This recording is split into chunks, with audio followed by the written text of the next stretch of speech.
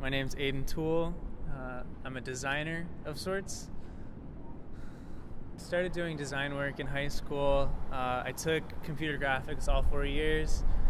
Started doing freelance as an upperclassman, doing prom posters and school stuff.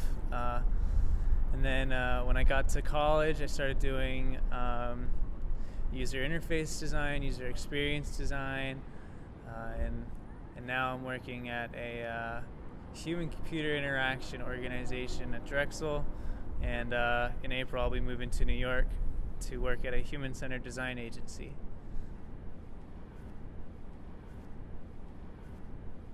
I never really stopped to consider my inspirations inside and outside the field. Inside of the field, there are a lot of designers that I know personally that are just absolutely amazing, and I try every day to be just as good, if not better, than their level of skill. But if I had to single out one person, it would have to be this guy named Sebastian Gabriel. I've talked to him a couple times. Basically, he grew up in France, studied science and economics in school, and then realized he didn't want to do that for the rest of his life. So he started teaching himself design, doing basic stuff with logos and prints, and then he started applying himself at internships, which he got, and then started posting his work online, and that's kind of where Google found him. And now he is some big shot on Google's design team, so I thought that was pretty cool. Inspirations outside of the field is also pretty hard to narrow down. There are a lot of people I know at school that are self-made entrepreneurs, so I can appreciate anyone who really hustles and does everything in their power to get where they want to be.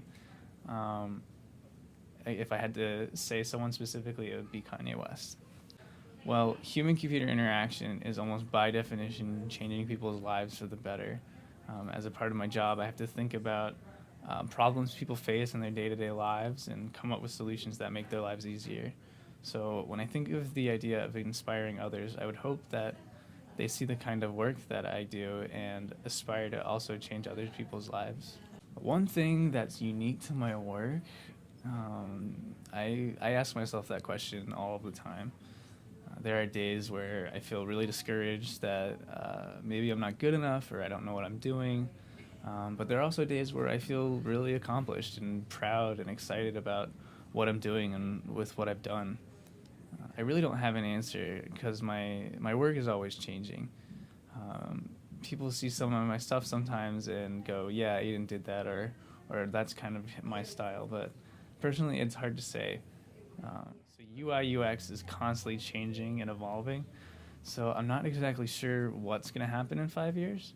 But I can say I'll probably be doing some new and crazy things in human-centered design, maybe a lot of kind of things that I'm already familiar with, maybe some Google Glass type design, maybe something more familiar like mobile design. I'll definitely still be building on my design skills. I'll still be thinking like a designer. Maybe I'll be in New York City, maybe I'll be in San Francisco. But regardless, I'll still be 100% on the path that I set for myself.